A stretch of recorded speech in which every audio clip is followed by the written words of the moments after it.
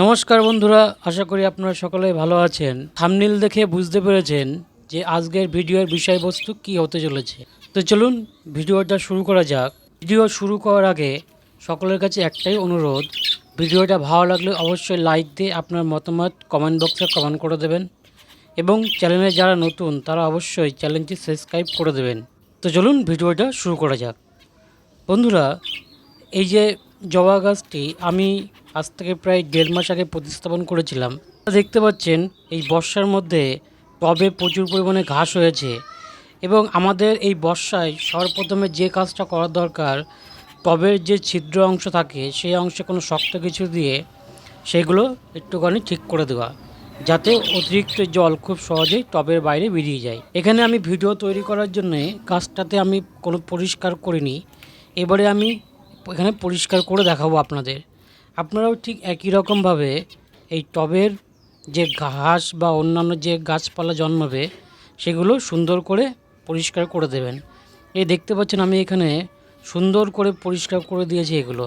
যেহেতু বর্ষাকাল, ফলে কিছুদিনের মধ্যেই টবে এরকম ঘাস হয়ে যায়। এই জন্যে আপনারা অন্তত 15 দিনে একবার এই টবের মাটি থেকে ঘাস পরিষ্কার করে দেবেন, তা না হলে গাছের গ্রোথ কমে যাবে।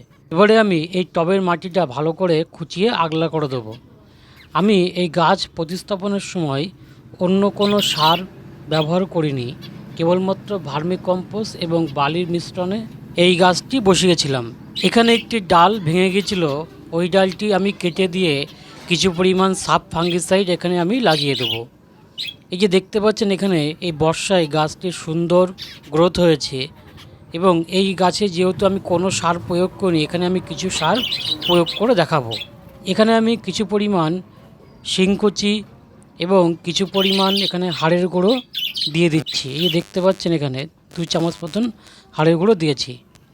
এখানে আমি 2 চামচ মতন নিমখোল দিয়েছি, তার সাথে আমি 1 মুঠো মতন এখানে ভার্মিকম্পোস্ট দিয়ে দিচ্ছি। আর কিছু পরিমাণ আমি এখানে সাব ফাঙ্গিসাইড দিয়েছি। এখন যেহেতু মাঝে মাঝে বৃষ্টি হচ্ছে, ফলে মাটিতে ফাঙ্গাসের একটা আশঙ্কা লেগে থাকতে পারে, এই জন্যে আমি এখানে কিছু পরিমাণ ফাঙ্গিসাইড দিয়ে নিচ্ছি। আমি সাব ফাঙ্গিসাইড ব্যবহার করেছি, আপনারা চাইলে যে কোনো ফাঙ্গিসাইড ব্যবহার করতে পারেন। এবারে এই সমস্ত উপাদানগুলি ভালোভাবে মাটির সঙ্গে মিশিয়ে দিতে হবে। মেশানো হয়ে গেলে টবে ভর্তি করে জল দিয়ে একটি জায়গায় রেখে দিতে হবে।